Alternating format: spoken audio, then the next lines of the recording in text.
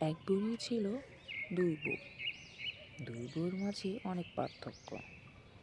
এক বউ ছিল অনেক রূপবতী, যে কিনা রূপচর্চা নিয়ে সবসময় ব্যস্ত থাকত।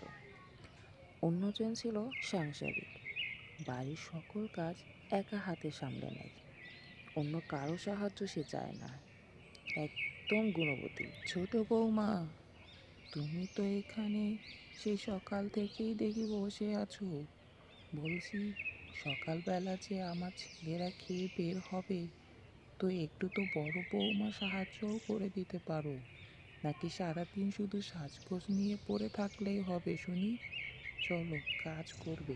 এ কি মা, আপনার ছেলে তো আমাকে বলেনি যে আমাকে বিয়ের পরে কাজ করতে হবে। তাহলে তো আমি বিয়েই করতাম না। আমি তো চেয়েছিলাম এমন ঘর যেখানে আমাকে কোনো কাজ করতে হবে না। তাছাড়া আমি কি এই কাজগুলো করে আমার এই সুন্দর রূপটাকে নষ্ট করতে পারি বলেন? ভুলে যেও না বৌমা, তোমার এখন বিয়ে হয়েছে। নিজের স্বামী, পরিবারের সবার দায়িত্ব নেওয়া তোমার কর্তব্য। তুমি তাদের দেখাশোনা করবে, এতে রূপচর্চাও করবে। তাতে তো তোমাকে কেউ বাধা দেয়নি, কিন্তু কাজ তো করতে হবে। না না মা, আপনি ওসব কিছু বুঝবেন না।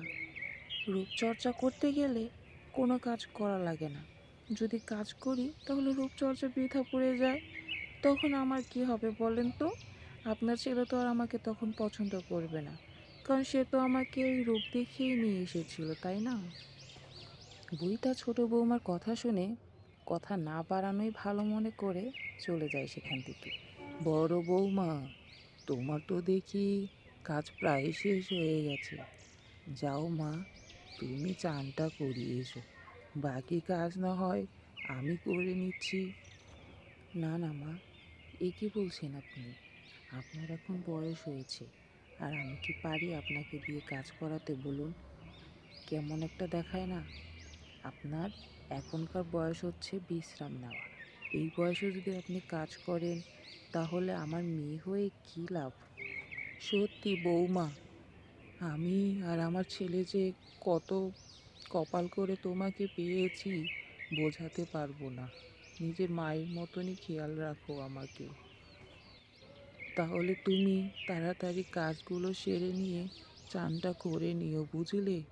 আমার ছেলেরা আবার খেয়ে বের হবে, না জানি আবার কখন ফিরে ওরা। আর তুমিও বেশিক্ষণ না খেয়ে থেকো না, কেমন? খেয়ে নিও জলদি করে। এত বেশিক্ষণ না খেয়ে থাকলে তো অসুখ করবে, বুঝলে?